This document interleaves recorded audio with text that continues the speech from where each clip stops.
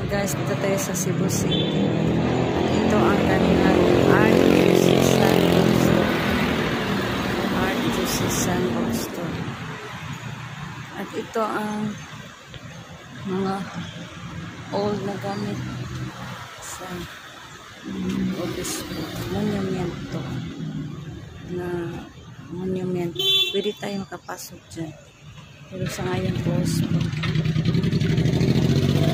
Mga books na gamit na ito sa old na house. Pwede tayo makapasok dyan pero hindi po sa ngayon kasi close. Monument. The old monument. Yan. Artisan Bookstore and old monument. Look, mga gamit na